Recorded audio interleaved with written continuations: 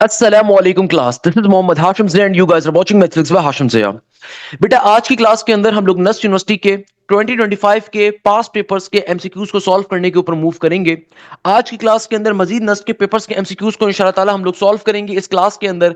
अगर आप में से कोई स्टूडेंट फर्स्ट टाइम इस लेक्चर सीरीज को देख रहा है, इस लेक्चर को देख रहा है, तो मैं एक चीज आपको बड़े कैटेगोरिकल वे में डिफाइन कर देता हूं कि बेटा मैं अभी तक नस्ट के मोर देन 5000 पास पेपर्स के मैथ्स के एमसीक्यूज ऑलरेडी सॉल्व करवा चुका हूं। तो ये जो आपके पास डिस्क्रिप्शन के अंदर प्लेलिस्ट का लिंक आ रहा होगा, इस प्लेलिस्ट के लिंक को अपने पास सेव करिए, अपने दोस्तों के साथ भी शेयर करिए। क्योंकि अगर आप नस्ट यूनिवर्सिटी की तैयारी कर रहे हैं तो याद रखिएगा आप अपनी तैयारी कैसे भी कर रहे हैं, कोई मसले की बात नहीं है। आप अपनी तैयारी मेरे यूट्यूब से कर रहे हैं, आप मेरे ऑनलाइन बैजेस से कर रहे हैं, आप जहां से भी कर रहे हैं, आप किसी और इदारे से कर रहे हैं, एक चीज बस जहन में रखें कि कोशिश करें कि रोज के रोज पास पेपर्स की लेक्चर सीरीज से पास पेपर्स के क्वेश्चंस को लाजमी कवर करें।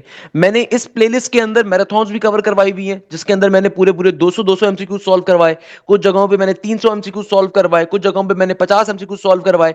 जिस तरीके से नस्ट के नेट के एग्जाम्स होते गए, नेट 1 2022, 2023, 2024, 2025, नेट 2, नेट 3, नेट 4, जैसे जैसे वो एग्जाम्स होते गए तो जैसे बच्चे आके अपने क्वेश्चन शेयर करते गए, मैंने साथ साथ वो क्वेश्चन भी सारे के सारे शेयर करवाए हुए हैं। तो आपकी ये कोशिश होनी चाहिए कि लाजमी तौर पे इस कंप्लीट प्लेलिस्ट को कवर करें और अपना ये मामूल बना लीजिए कि लाजमी तौर पे इस प्लेलिस्ट को अपने हर दिन के साथ, अपने दिन का मामूल रखिए कि हर दिन के साथ एक लेक्चर, दो लेक्चर को लाजमी तौर पे कवर करें।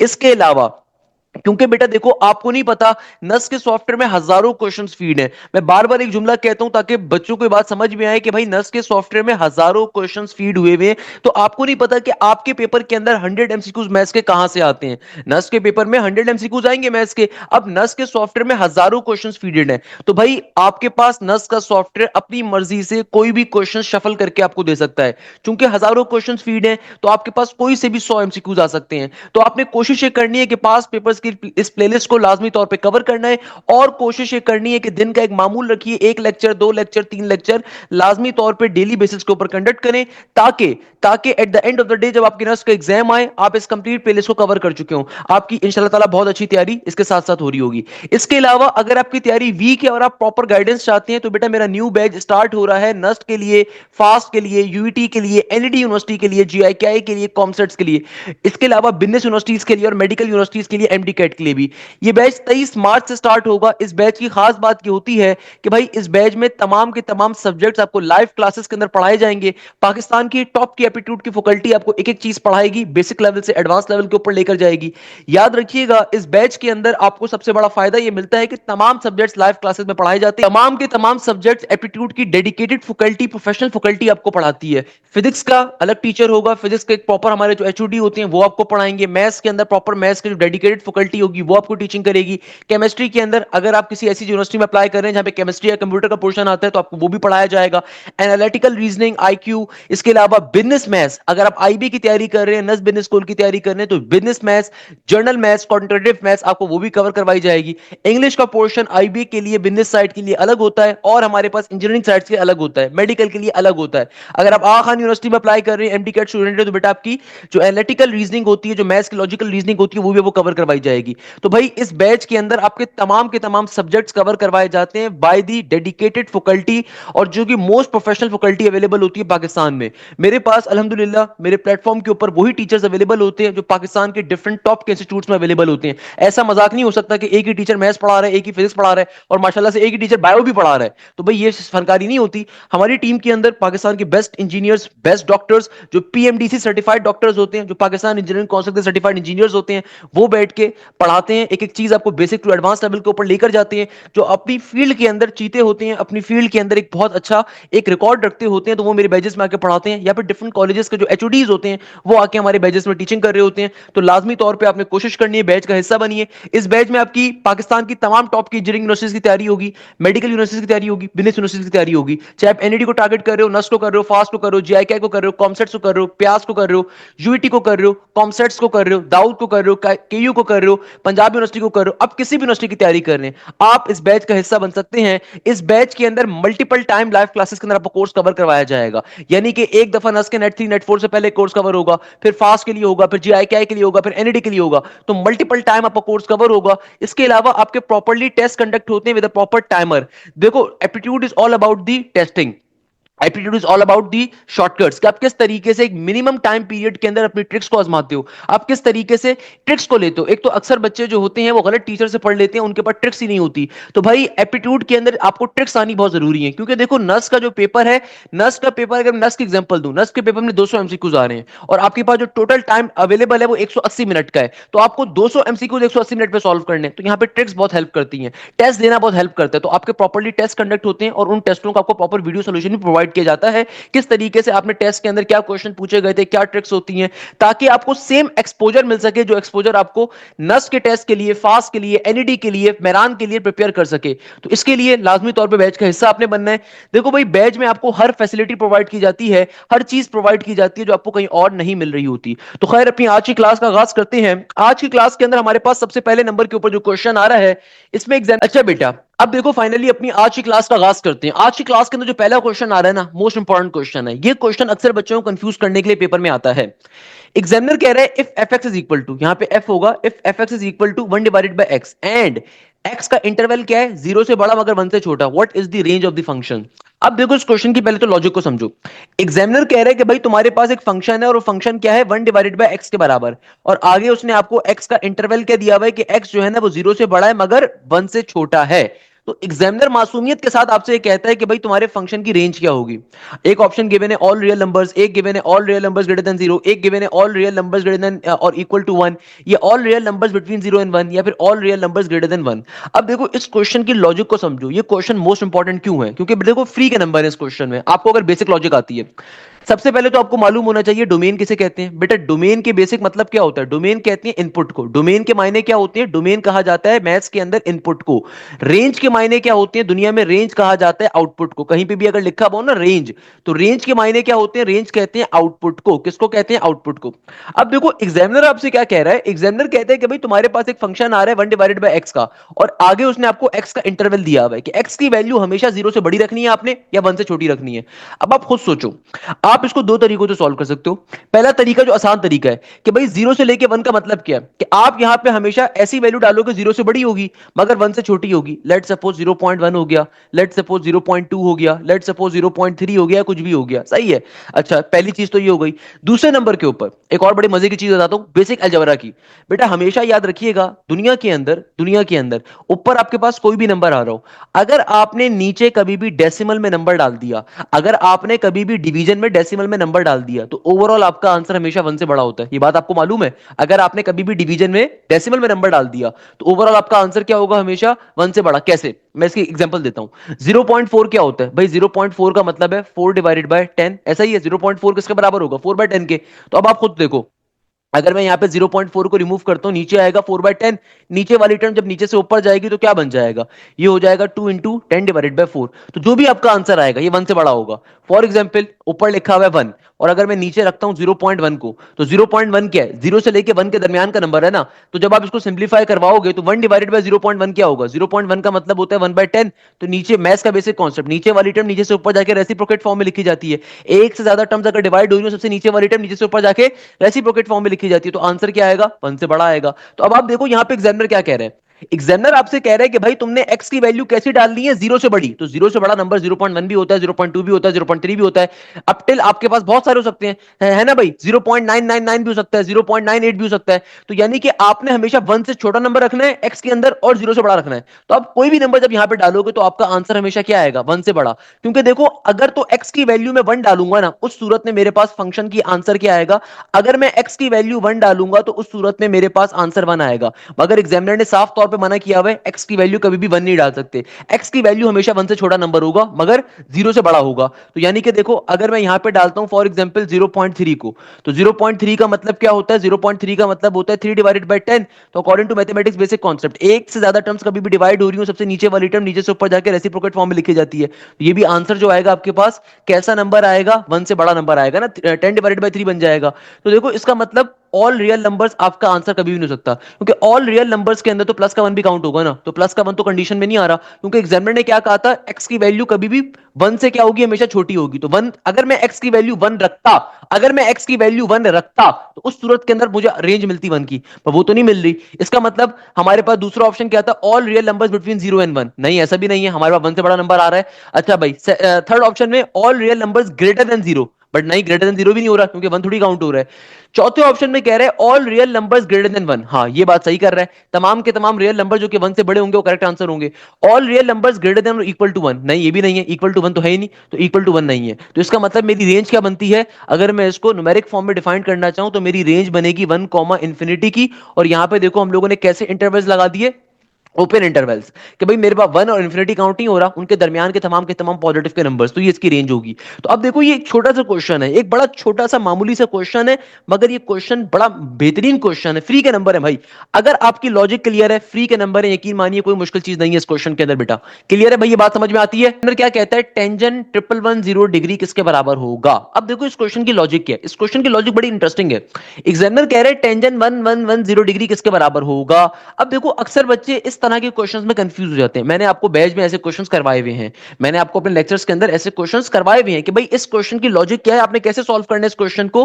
कि देखो हमारे पास यहां पे आपके पास कभी भी अगर आपके पास 360 डिग्री से बड़ा एंगल आ जाए, इसका मतलब क्या होता है, इसका मतलब ये होता है कि देखो हमें ये बात मालूम है कि हमारा जो एंगल है वो 0 डिग्री से स्टार्ट हो रहा है, अब फिर 360 जा रहा है, और फिर 360 के बाद दोबारा रिपीट हो रहा है, फिर दोबारा से रिपीट हो रहा है, एंड सो ऑन।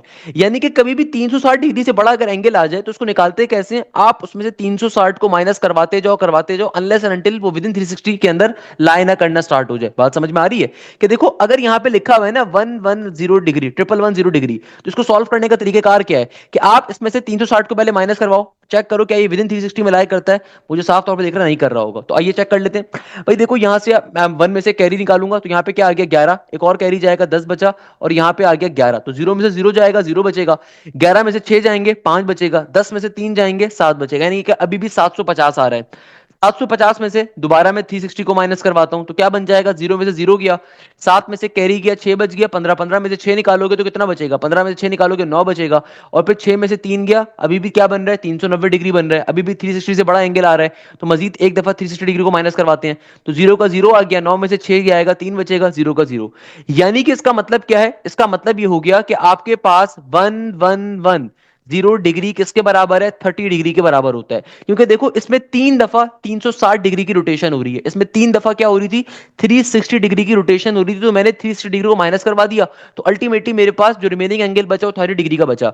यानी कि सिंपल तरीके से मैं टेंजेंट 30 की वैल्यू पूछी हुई है, और टेंजेंट 30 दुनिया में किसके बराबर होता है भाई, टेंजेंट 30 डिग्री बराबर होता है हमारे पास सिंपल 1/√3 के। कैसे सॉल्व किया, दोबारा समझ लो कि भाई देखो यहाँ पे जो आपका एंगल आ रहा है 360 से क्या आ रहा है, बड़ा आ रहा है, तो आपने 360 डिग्री को माइनस किया, फिर भी बड़ा एंगल बच रहा था 750, फिर उसमें 360 को माइनस किया 390 बन गया, फिर 360 को माइनस किया तो अल्टीमेटली 30 डिग्री बन गया।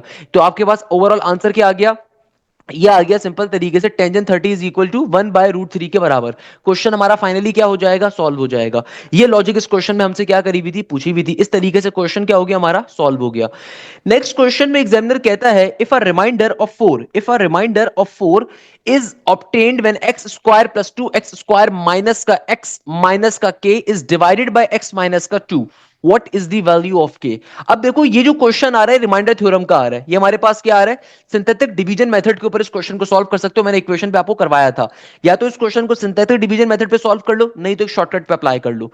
एग्जामिनर कह रहे हैं कि भाई तुम्हारे पास एक पॉलिनोमियल गिवन है x स्क्वायर प्लस का 2x स्क्वायर माइनस का x माइनस का k, हम इक्वल टू के बाद जीरो कंसीडर कर लेते हैं। एग्जामिनर आपसे कह रहे हैं कि रिमाइंडर किसके बराबर है, रिमाइंडर बराबर है 4 का, तो मासूमियत से कह रहा है कि अगर ये डिवाइड किया जाता है x माइनस 2 के फैक्टर के ऊपर, तो यानी कि भैया मैं यहां से क्या करूंगा, सिंपल सा कॉन्सेप्ट अप्लाई करूंगा, यहां से x की वैल्यू को निकाल लूंगा, माइनस का 2 वहां पे जाएगा, प्लस का 2 बन जाएगा, तो इस इक्वेशन में जहां जहां x आ रहा है वहां पे 2 को डाल दीजिए, आपका पर्टिकुलरली आंसर आपको पता चल जाएगा। कैसे कि देखो 2 का स्क्वायर क्या होता है 4, प्लस का 2 का 2, और अगेन हमारे पास क्या आ रहा है 2x स्क्वायर, तो ये बन जाएगा मेरे पास 2 का स्क्वायर 4, फिर आगे हो जाएगा माइनस का 2 और ये आ गया माइनस का k इक्वल टू 0। तो भाई सिंप्लीफाई करवा लो, तो 4 2 8 और 8 प्लस का 4, 8 प्लस का 4 12, 12 में से 2 निकालोगे 10 बचेगा, माइनस का के दूसरी तरफ जाएगा, प्लस का के बन जाएगा, तो के की वैल्यू किसके बराबर आ गई, 10 के बराबर आ गई। तो बेटा देखो दो तरीकों से सॉल्व कर सकते हो, एक तरीका तो होता है सिंथेटिक डिवीजन मेथड वाला, आपको सॉल्व करना है उस मेथड पे भी सॉल्व कर सकते हो। एक तरीका सॉल्व करने की ट्रिक क्या होती है कि भाई सिंपल तरीके से आप क्या करो, आप सिंप्लीफाई इसको करवा लो किस मेथड के ऊपर, डायरेक्टली आपको फैक्टर गिवन है, फैक्टर को अपनी मेन इक्वेशन में डालो, जहां जहां एक्स की वैल्यू आ रही है वहां पे डालने के ऊपर सिंप्लीफाई करवाओगे, सिंप्लीफाई करने के ऊपर आपके पास पर्टिकुलरली के की वैल्यू आ जाएगी जो भी आपका अननोन था। ये शॉर्टकट मेथड होता है, शॉर्टकट मेथड पे सॉल्व करना ज्यादा सिंपल है, ज्यादा आसान है, कोई मुश्किल बात नहीं है। नेक्स्ट क्वेश्चन हमारे पास एक वर्ड प्रॉब्लम्स का बेटा, अब देखो हमारे पास जो नेक्स्ट क्वेश्चन आ रहा है इसमें एग्जामिनर कहता है Miss Hobbs has a portfolio that includes $50,000 in stock and $75,000 in cash and no other holding. If she wishes to redistribute her holding such that 80% of the portfolio is in the cash, how many dollars of the stock must she convert to the cash? अब देखो इस तरह के question आपके पास ना सिर्फ नस business school में आते हैं बल्कि नस इंजीनियरिंग के अंदर ही पूछे जाते हैं और अक्सर बच्चे यहाँ पे ब्लैंक हो जाते हैं। तो भाई तभी मेरे बैचेस की सबसे खास बात क्या होती है कि आपको नस इंजीनियरिंग की तैयारी भी करवाई जाएगी, साथ साथ क्वांटिटेटिव मैथ्स की, जनरल मैथ्स की, बिजनेस मैथ्स की तैयारी भी करवाई जाएगी, नस बिजनेस स्कूल की तैयारी भी कवर करवाई जाती है, क्योंकि देखो आपको नहीं पता आपके पेपर में किस तरह का क्वेश्चन आएगा, nobody knows this thing. Engineering के अंदर कभी कभार आपके पास वर्ड प्रॉब्लम्स के क्वेश्चन बिल्कुल पूछे जाते हैं, तो आपको उसकी तैयारी भी होनी चाहिए लाजमी तौर पे। अब देखो यहां पे एग्जामिनर कह रहे हैं खातून है मिस हॉब्स, उनका पोर्टफोलियो क्या है कि इन खातूनों के पास जो स्टॉक अवेलेबिलिटी है, इनके पास कितना स्टॉक मौजूद है, इनके पास स्टॉक मौजूद है $50,000 का। यानी कि भाई इन खातून के पास जो स्टॉक के अंदर पैसे मौजूद है, यानी कि स्टॉक मार्केट में उन्होंने पैसे लगाए हुए हैं $50,000 के लगाए हुए हैं, और इन खातून के पास जो कैश मौजूद है, कितना कैश मौजूद है, ये मौजूद है $75,000 का, यानी कि इन खातून के पास जो कैश मौजूद है दैट इज $75,000। अब आगे एग्जामिनर कह रहा है इसके अलावा इनकी और कोई होल्डिंग नहीं है। If she wishes to redistribute her holding, ये अब टोटल होल्डिंग की बात कर रहा है कि देखो उसने आपको पहले बताया कि स्टॉक में कितने पैसे हैं और फिर बताया उसके बाद कैश में कितने पैसे पड़े हुए हैं, तो टोटल कितने पैसे बन गए, यानी कि टोटल इनका पोर्टफोलियो कितने का बन गया, 75,000 प्लस $50,000 कितना बनेगा भाई, ये तीन जीरो यहां पे एडिट आ गए, 5 और 0, 5 का 5 7 और 5 बराबर होते हैं 12 के।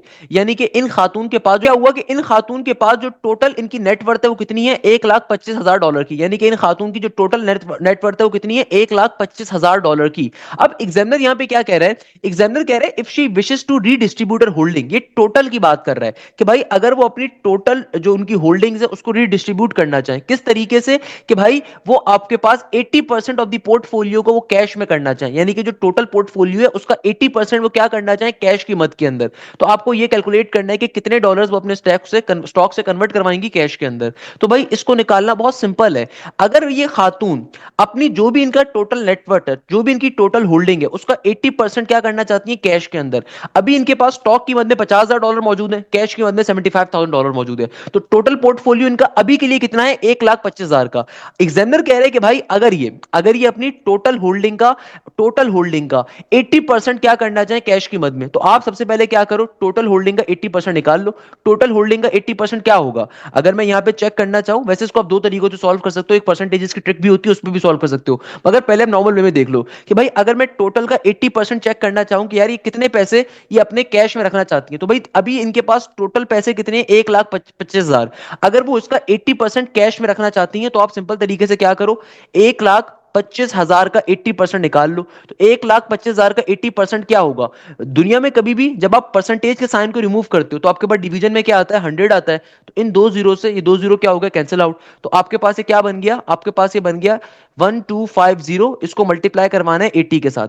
मैथ्स की मैं आपको एक बेसिक ट्रिक सिखाता हूं भाई, मैथ्स में कभी भी आपके पास अगर एंड में जीरो आ रहे हो ना, तो इन दोनों जीरोस को, जितने भी जीरोस आ रहे हो उनको हमेशा सबसे आखिर में उठा के लिख दो, सिंपल 125 को 8 से मल्टीप्लाई कर दो, तो भाई 125 को अगर मैं 8 से मल्टीप्लाई करता हूं क्या बनेगा, 5 8 जार 40 का 0 4 कैरी, 8 2 जार 16, 16 में 4 का इजाफा करोगे 20 बनेगा, 0 का 0 2 यहां पे, 8 1 जार 8 यानी कि 8 1 जार 8 और 2 का इजाफा, तो ये बन गया 10 के बराबर, यानी कि क्या हो जाएगा 1 के बाद 3 0, यानी कि इसका मतलब क्या है, 1,25,000 का 80% कितना बनता है, क्या आ गया, 1,25,000 का 80% कितना बनता है, 1,00,000 रुपए, यानी कि खातून क्या चाहती है कि इनका जो टोटल पोर्टफोलियो है उसका 80% सिर्फ कैश के अंदर आ जाए। तो हमने आपने सबसे पहले निकाल दिया कितना कैश चाह रही है भाई, कितना कैश अपने घर पे रखना चाह रही है, कितना कैश स्टॉक मार्केट से निकालना चाहती है, कितना कैश अपना पोर्टफोलियो से रिमूव करना चाहती है। तो एग्जामिनर ने क्या कहा था, एग्जामिनर कह रहा था कि भाई जो भी इनका टोटल पोर्टफोलियो है ना, जो भी इनका टोटल पोर्टफोलियो है उसका 80% ये कैश की मद में रखना चाहती है। तो टोटल पोर्टफोलियो इनका 1,25,000 का था, उसका 80% क्या बनता है, आपने सिंपल तरीके से 1,25,000 का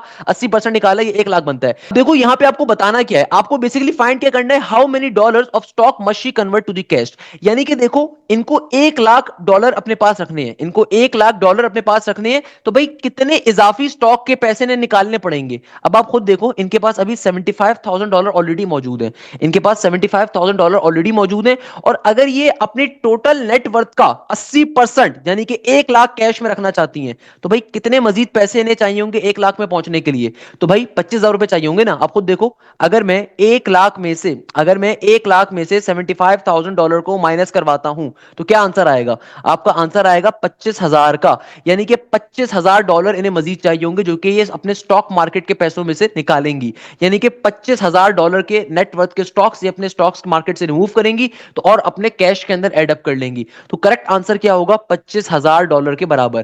भाई इस क्वेश्चन की लॉजिक को दोबारा समझ लो, किसी को अगर बात समझ में नहीं आती मैं दोबारा एक्सप्लेन कर देता हूं। देखो इस क्वेश्चन में एग्जामिनर क्या कह रहा था, एग्जामिनर कहता है कि यार एक बंदा है, ये खातून है, उनके पास स्टॉक मौजूद है $50,000 का। जरा लॉजिकली समझो, स्टॉक मौजूद है $50,000 का और इन खातून के पास जो कैश मौजूद है ना, ये मौजूद है तकरीबन $75,000 का।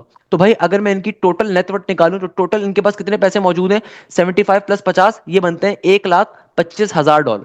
एग्जामिनर आपसे क्या कह रहा है, एग्जामिनर आपसे कहता है कि भाई ये खातून चाहती हैं कि जो भी इनकी टोटल नेटवर्थ है ना उसका 80%, उसका 80% इनके पास एज अ कैश मौजूद हो, ताकि भाई कोई नया बिजनेस कर सके, कुछ भी कर सके। तो 1,25,000 का 80% क्या बनता है, ये बनता है 1 लाख रुपए। यानी कि ये खातून क्या चाहती है कि 1 लाख रुपए जो इनके हैं ना वो इनके पास कैश में होने चाहिए। अभी इनके पास टोटल पैसे हैं 1,25,000, सही है ना, कैश प्लस स्टॉक मिला के। तो ये खातून चाहती है कि भाई जो भी टोटल इनका पोर्टफोलियो है यानी कि कैश प्लस का स्टॉक, उसका 80% इनके पास सिर्फ कैश में मौजूद हो। तो अभी इनके पास जो कैश अवेलेबल है सिर्फ $75,000 का है, अभी जो कैश मौजूद है सिर्फ $75,000 का है। तो अगर मुझे $75,000 से कहां पे जाना है, $1 लाख से $1 लाख के ऊपर जाना है, तो मुझे मजीद कितने पैसे चाहिए होंगे, सिर्फ मुझे $25,000 मजीद चाहिए होंगे ना। अगर मैं चाहता हूं कि $75,000 से $1 लाख मुझे मजीद चाहिए, यानी कि $75,000 इन कैश मेरे पास मौजूद है, मुझे $1 लाख कैश में चाहिए, तो कितने पैसे कम पड़ रहे हैं, $25,000। यानी कि $25,000 इनको चाहिए होंगे स्टॉक से, क्योंकि एग्जामिनर ने यही कहा था ना कि स्टॉक से वो अपने पैसे कितने निकालें, कितने पैसे वो अपने स्टॉक से निकालें। तो भाई वो स्टॉक से $25,000 को अगर निकालेंगी और ये $25,000 वो अपने पास कैश में कर लें तो उनके पास क्या बन जाएगा, टोटल पोर्टफोलियो का 80% उनके पास कैश में आ जाएगा। ये इस क्वेश्चन की लॉजिक थी कि एग्जामिनर क्या कह रहा था कि भाई, एग्जामिनर कह रहा था कि भाई तुम्हारे पास जो भी आंसर आया ना टोटल नेटवर्थ का, टोटल नेटवर्थ का 80% क्या होता है, $1 लाख। टोटल नेटवर्थ का 80% क्या होता है, $1 लाख उन्हें कैश में चाहिए। तो अभी इनके पास कैश कितना था, $75,000 का। तो 75,000 से अगर मुझे $1 लाख पे जाना है तो कितने पैसे शॉर्ट पड़ रहे हैं, $25,000। तो भाई यानी कि ये कितने पैसे अपनी स्टॉक से निकालेंगी, अभी जो स्टॉक मार्केट में इन्होंने $50,000 लगाए हुए हैं उसमें से सिर्फ $25,000 अगर निकालती हैं तो टोटल पैसों का, टोटल पोर्टफोलियो का 80% इनके पास कैश में मौजूद होगा। ये इस क्वेश्चन की लॉजिक थी। बेसिक कॉन्सेप्ट है भाई, परसेंटेज का कोई मुश्किल चीज नहीं है, बेसिक तरीके से क्वेश्चन हमारा क्या हो गया, सिंपलीफाई हो गया, सॉल्व हो गया, कोई मुश्किल चीज नहीं है। नेक्स्ट क्वेश्चन अगेन बड़ा इंटरेस्टिंग आ रहा है, बहुत दफा पेपर में आता है। एग्जामिनर कहता है a sphere of a radius 5 has the same volume as a cube with an edge of what length। Examiner कह रहा है कि भाई तुम्हारे पास एक स्फीयर है, उसका रेडियस क्या है 5 यूनिट्स का, उसका जो वॉल्यूम है ना वो सिमिलर है जो क्यूब का वॉल्यूम है, मगर बताइए क्या लेंथ होगी उस क्यूब की। अब देखो सबसे पहले तो आपको मालूम होना चाहिए आपको इस क्वेश्चन में डेटा क्या गिवन है। भाई हमें ये बात मालूम है, हमें सबसे पहले एक स्फीयर की बात की जा रही है, किसकी बात की जा रही है, एक स्फीयर की, और साथ में एक क्यूब की बात की जा रही है, सही है ना। एग्जामिनर क्या कह रहा है, एक स्फीयर है और उसका रेडियस गिवन है 5 यूनिट्स के बराबर, रेडियस का गिवन है 5 यूनिट्स का। एग्जामिनर कह रहे हैं कि जो स्फीयर का वॉल्यूम है ना वो बिल्कुल बराबर है क्यूब के वॉल्यूम के, मगर बताइए क्या लेंथ होगी क्यूब की। अगर स्फीयर का रेडियस 5 यूनिट्स है तो आपको पहले तो स्फीयर का सिंपल तरीके से क्या वॉल्यूम होना चाहिए, स्फीयर का वॉल्यूम निकालने का फॉर्मूला। तो स्फीयर का वॉल्यूम निकालने का फॉर्मूला क्या होता है, ये होता है सिंपल तरीके से 4/3 पाई आर क्यूब के बराबर, सही है, पाई आर क्यूब के बराबर। वाइल क्यूब का वॉल्यूम निकालने का फॉर्मूला क्या होता है, ये होता है सिंपल एल क्यूब के बराबर। अब एग्जामिनर क्या कह रहा है कि भाई ये दोनों वॉल्यूम्स आपस में क्या है, बराबर, यानी कि स्फीयर का जो वॉल्यूम है ये बराबर है क्यूब के वॉल्यूम के। तो भाई स्फीयर का उसने आपको रेडियस बता दिया, कह रहा है क्यूब का क्या लेंथ होगी कि अगर हमारे पास ये दोनों वॉल्यूम्स आपस में बराबर हो। तो मुझे पता है कि भाई स्फीयर का वॉल्यूम क्या होता है, मुझे पता है क्यूब का वॉल्यूम निकालने का फॉर्मूला क्या होता है, दोनों को आपस में कंपेयर करवा दीजिए। तो ये बन जाएगा 4/3 पाई आर क्यूब इक्वल टू के बाद जो क्यूब का वॉल्यूम होता है ये होता है एल क्यूब के बराबर। तो आपको रेडियस की वैल्यू गिवन है तो आर की जगह पे आर की वैल्यू को डाल दीजिए। तो क्या बन गया 4/3 पाई का पाई आर की जगह पे आर की वैल्यू तो बन गया 5 क्यूब इक्वल टू के बाद एल क्यूब का l cube as it is. अब इसको फर्दर सिंप्लीफाई कैसे करें बेटा, सिंपल तरीके से फर्दर सिंप्लीफाई करना आसान है। कैसे कि 4/3 का 4/3 पाई की जगह पे आप लिख दो 22/7 को, क्योंकि पाई या 3.142 लिख दो 22/7 लिख दो, बात एक ही होती है। अच्छा, यहाँ पे क्या आ रहा है 5 क्यूब। 5 का क्यूब क्या होता है भाई, 5 का क्यूब होता है 125 के बराबर इक्वल टू के बाद एल क्यूब का एल क्यूब। अब इसको सॉल्व करना पड़ेगा भैया, कोई इसमें शॉर्टकट नहीं है। तो सॉल्व कैसे करें, कोई चीज कैंसिल आउट हो रही है डायरेक्टली, नहीं डायरेक्टली कुछ भी कैंसिल आउट नहीं हो रहा। तो बेहतर है भाई पाई की जगह पे और पाई की नॉर्मल वैल्यू रहने दो 3.142, क्योंकि हमें नॉर्मल वे में सॉल्व करना है ना। तो फिर पाई की जगह पे पाई की मैं नॉर्मल वैल्यू ही लेने देता हूँ। सबसे पहले भाई 125/3 करते हैं। तो अगर मैं पहले तो 4 को मल्टीप्लाई करता हूँ 125 के साथ तो क्या बनेगा, ये बन जाएगा 4 5 20 का 0 2 कैरी, 4 2 8 और 8 में अगर मैं 2 का इजाफा करूंगा तो ये बनेगा 10 का 0 और 1, 4 1 4 और 1 5 बन गया। तो यानी कि अगर आपके पास 125 मल्टीप्लाई बाय 4 किसके बराबर होगा 500 के। और अब चूंकि नीचे डिवीजन में 3 आ रहा है तो इसको 3 पे डिवाइड भी करवा लेते हैं। तो 500/3 क्या होगा, 500 को मैंने अंदर रखा, 3 को मैंने बाहर रखा। भाई बेसिक मैथ्स है, देखो कोई इसमें मुश्किल चीज नहीं है। आपसे एग्जामिनर क्या कह रहा है कि जो वॉल्यूम ऑफ स्फीयर है और वॉल्यूम ऑफ क्यूब है वो आपस में बराबर है। तो आपको वॉल्यूम ऑफ स्फीयर के अंदर रेडियस की वैल्यू गिवन है, आपको क्यूब की लेंथ निकालनी है। तो भाई कैसे सिंप्लीफाई करोगे, बेसिक चीजों को आपने आमने सामने रखा और अब आप सिंप्लीफाई इसको करवा रहे हो। तो 4 × 125, पहले 4 को 125 से मल्टीप्लाई करा, अब 3 पे डिवाइड करवा रहा हूं। तो भाई 4 × 125 होता है 500 के बराबर, 3 पे डिवाइड करवा लो। तो क्या बन जाएगा 3 1 3, आपके पास कितना बचा 2 बचा, ऊपर वाला जीरो नीचे आ गया, 20 बन गया। 3 के टेबल में 20 आता है, नहीं आता। 3 6 क्या होता है 18 होता है। तो आपके पास क्या बच गया 2 बच गया, फिर ऊपर वाला जीरो नीचे आ गया, अगेन 3 6 क्या होता है 18 होता है, क्या बच गया 2 बच गया, फिर डेसिमल लगाओगे दोबारा जीरो आ जाएगा। फिर 3 6 क्या होगा आपके पास सिंपल तरीके से 18 के बराबर होगा। तो ये हमारे पास फनकारी क्या होगी चलती जाएगी। फिर आपके पास क्या बच जाएगा, आपके पास सिंपल तरीके से 2 बचता है। तो अगेन यानी कि आपके पास ये क्या आ गया 4/3 को जब 125 से मल्टीप्लाई करते हो, अगर आप 4/3 को 125 से मल्टीप्लाई करते हो तो क्या आ रहा है, ये आ रहा है 166.666 इंटू 3.142 इंटू 3.142 इक्वल टू के बाद एल क्यूब का l cube as it is. अब देखो फर्दर सिंप्लीफाई कैसे करोगे, बेसिक चीज है भाई। अब देखो इसको मल्टीप्लाई कैसे करना है, अक्सर बच्चे परेशान हो जाते हैं सर कैलकुलेटर तो अलाउ नहीं है कैसे सॉल्व करें, आप खाली 2 डेसिमल तक लेकर चलो, सही है। और यहाँ पे देखो क्या करना है, आपको 3.14 को मल्टीप्लाई करवाना है। तो भाई कभी भी कैलकुलेटर अलाउ नहीं है, डेसिमल प्लेस मल्टीप्लिकेशन बहुत सिंपल होती है। अभी डेसिमल को इग्नोर कर दो, सिंपल नंबर्स को मल्टीप्लाई करो। 4 6 क्या होता है, हमने दोनों तरफ 2 डिजिट के नंबर तक मैंने खाली डेसिमल को लिखा है ताकि आपको कंफ्यूजन ना हो। 4 6 24 का 4 2 कैरी, फिर 4 6 24 24 में 2 का इजाफा तो ये बन जाएगा 26, 26 का 6 और 2 यहाँ पे। फिर 4 6 24 और 2 का इजाफा तो ये बन जाएगा 26 का 6 और 2 का 2। फिर 4 6 24 और 2 का इजाफा 26 का 6 और 2 यहाँ पे। 4 1 4 और 2 का इजाफा 6 का 6, क्रॉस का क्रॉस 1 जाके तमाम वैल्यू से मल्टीप्लाई होगा। 1 6 6 1 6 6 1 6 6 1 6 6 और 1 1 1, यानी कि 1 जाके तमाम की तमाम वैल्यू से मल्टीप्लाई हो गया। फिर 2 दफा आपने क्रॉस को यहाँ पे लगा दिया। अब 3 6 क्या होता है 18, 8 का 8 और 1 कैरी। 3 6 क्या होता है 18 का 8 और 1 कैरी। फिर 3 6 18 और 1 का इजाफा 19 का 9 और 1 कैरी। फिर 3 6 18 और 18 में 1 का इजाफा 19 का 9 और 1 कैरी। फिर मेरे पास 3 6 18 और 1 का इजाफा 19 का 9 और 1। फिर 3 1 3 और 1 4 का 4 आ गया। अब इसको ऐड करवा लो, 4 का 4 6 और 6 12 का 2 1 कैरी। अब यहाँ पे देखो ये क्या बन गया, ये बन गया 8 और 1 9। 9 में 6 का इजाफा करोगे तो बनेगा 15 और 15 में मजीद 6 का इजाफा करोगे तो बन जाएगा 21। तो आपके पास देखो 6 6 6 और आगे आ रहा है 8 और 1, तो क्या बन गया 21, सही है। 21 का 1 और 2 यहाँ पे। अब देखो अगेन 6 और 6 12 और 12 में जब 9 का इजाफा करोगे तो 21, 21 में 1 का इजाफा करोगे तो ऑब्वियसली सी बात है 22 का 2 और 1 कैरी यहाँ पे, सही ना। 22 22 का 2 और 2 यहाँ पे कैरी। फिर देखो 6 और 6 आपके पास क्या बन गया 9, आपके पास 6 और 6 आपके पास 12, 12 में 9 का इजाफा 21, 21 में 2 का इजाफा करोगे तो 23, 23 का 3 यहाँ पे 2 यहाँ पे।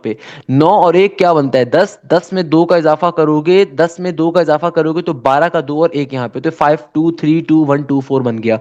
अब आखिर में डेसिमल लगाओगे। अब देखो डेसिमल आखिर में कैसे लगाओगे, अब आप खुद देखो। आपके पास आपने जो दो नंबर्स मल्टीप्लाई करे थे, इनमें दो डिजिट पहले डेसिमल आ रहा है, और यहाँ पे देखो इनमें भी दो डिजिट पहले डेसिमल आ रहा है, यानी कि आपने जो दो नंबर्स मल्टीप्लाई करे थे, इनमें से पहले वाले नंबर में दो डिजिट पहले डेसिमल आ रहा है, दूसरे वाले नंबर पे भी दो डिजिट पहले डेसिमल आ रहा है। तो इन टोटल आपके पास चार डिजिट पहले डेसिमल आ रहा है। अगर मैं टोटल देखूं तो भाई पहले नंबर में भी दो डिजिट पहले डेसिमल आ रहा है, दूसरे नंबर में भी दो डिजिट पहले डेसिमल आ रहा है। तो आंसर में मैं क्या करूंगा, आंसर में मैं चार डिजिट पहले डेसिमल लगाऊंगा। आंसर में मैं क्या करूंगा, 1 2 3 4 चार डिजिट पहले डेसिमल लगाऊंगा। तो यानी कि आंसर क्या बन गया, 523.2124। आपको इतना आगे तक का नंबर लिखने की जरूरत नहीं है, आप खाली दो डिजिट तक का नंबर लिख सकते हो। तो आपका यानी कि आंसर क्या आ गया, तकरीबन 524 के बराबर आ गया। अब यानी कि देखो मेरे पास एल क्यूब की वैल्यू किसके बराबर आ गई, ये आ गई 523.2124 के। हमें जाहिर सी बात है अब क्यूब रूट लेना पड़ेगा। अब हमें क्या लेना पड़ेगा, क्यूब रूट को कैलकुलेट करना पड़ेगा। अब देखो क्यूब रूट कैसे लोगे, ये मैथ्स का क्वेश्चन नहीं है, मेंटल मैथ्स का क्वेश्चन है, पहले बता रहा हूं। अब बहुत सारे बच्चे इस तरह के क्वेश्चन नस में इग्नोर कर देते हैं, तो भाई ये मेंटल मैथ्स का क्वेश्चन है, बिल्कुल ऐसे क्वेश्चन पूछे जाते हैं। तो अब आपने यहां पे क्या लेना है, क्यूब रूट। अब आप क्यूब रूट कैसे लोगे, अब आप थोड़ी सी लॉजिकली सोचो। अब आप लॉजिकली कैसे सोचो कि भाई मुझे पता है दुनिया में टू का क्यूब क्या होता है, 8 के बराबर, सही है। थ्री का क्यूब क्या होता है, 27 के बराबर। इस तरीके से आपके पास अगर ये बेसिक नॉलेज होगी तभी ये क्वेश्चन सॉल्व कर सकते हो। मुझे पता है टू का क्यूब क्या होता है, 8 के बराबर, थ्री का क्यूब होता है 27 के बराबर। वाइल दुनिया में फोर का क्यूब क्या होता है, 64 के बराबर।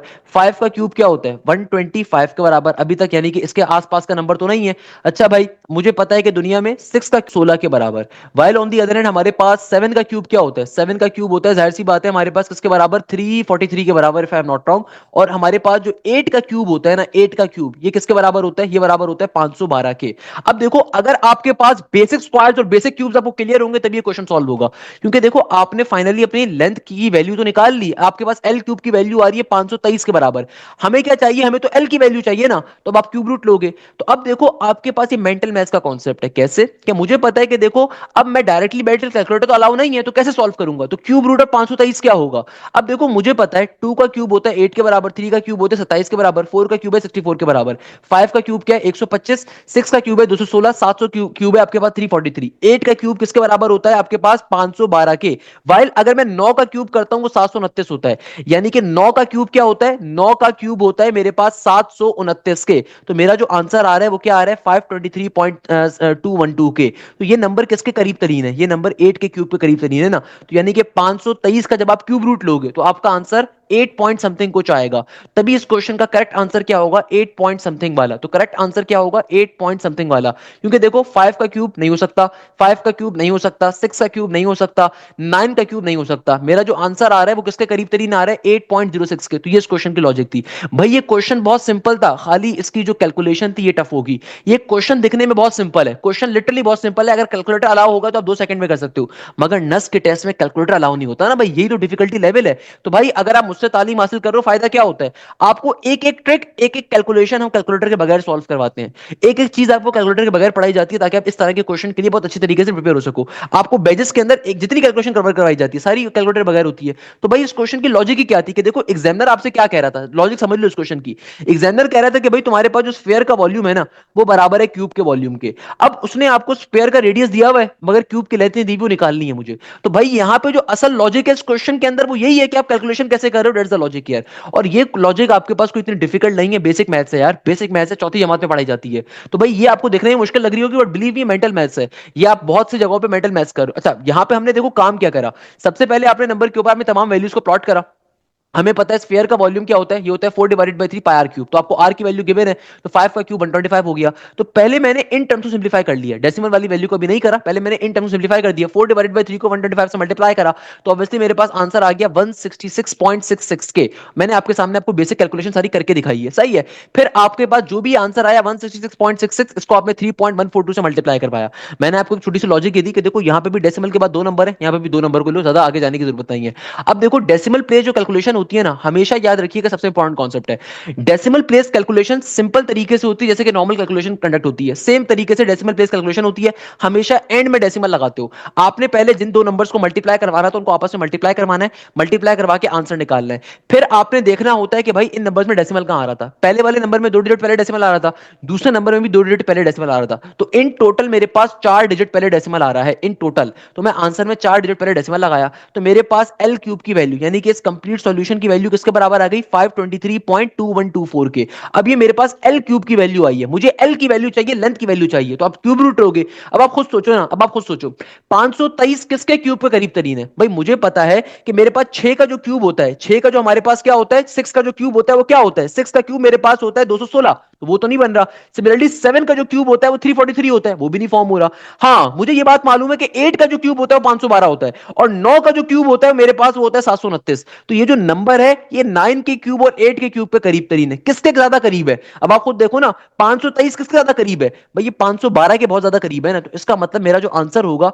वो 8 पॉइंट समथिंग कुछ होगा, क्योंकि 8 का जो क्यूब होता है वो 512 होता है। तो जब मैं इसका क्यूब रूट लूंगा तो इसका आंसर क्या होगा? 8 पॉइंट समथिंग कुछ होगा, 8 पॉइंट समथिंग कुछ होगा, क्योंकि ज्यादा करीब तरीन किसके है? 8 के। That's the logic of this particular question. ये क्वेश्चन नस में बहुत दफा आया है, अक्सर बच्चे इसको छोड़ देते हैं कि लेंथी कैलकुलेशन है। अब देखो इस तरह के क्वेश्चन जब पेपर में आते हैं तो हम हमेशा आपको एक ट्रिक बताते हैं। वो ट्रिक ये होती है कि भाई इस तरह के क्वेश्चन टाइम सकर्स होते हैं। अभी क्वेश्चन टाइम सकर है, जाहिर सी बात है ना, सॉल्व करने के ऊपर तो सॉल्व हो जाएगा, मगर टाइम सकर क्यों है? कैलकुलेशन लंबी है। तो पहले कोशिश ये करनी है कि आप पहले बाकी एमसीक्यूज को सॉल्व करो, उसके बाद ऐसे क्वेश्चंस के ऊपर मूव करो। That's the logic here. पहले आप बाकी क्वेश्चंस को सॉल्व करो, देन इस क्वेश्चन के ऊपर आप मूव करो। कोई मुश्किल चीज नहीं है इसके अंदर, भाई सिंपल। देखो हमारे पास जो नेक्स्ट क्वेश्चन आ रहा है ये बहुत ही इंपॉर्टेंट क्वेश्चन आ रहा है, इसको खुदारा मार्क कर लीजिए, one of the most important question. अक्सर बच्चे इस क्वेश्चन में गलती करके आएंगे। एग्जामिनर कह रहे हैं the equation x square is equal to Y square represented by which of the following graphs. अब देखो इस क्वेश्चन की लॉजिक क्या है। इस क्वेश्चन में आपको एक इक्वेशन दी हुई और एग्जामिनर आपसे पूछ रहा है ये इक्वेशन किस चीज को रिप्रेजेंट कर रही है।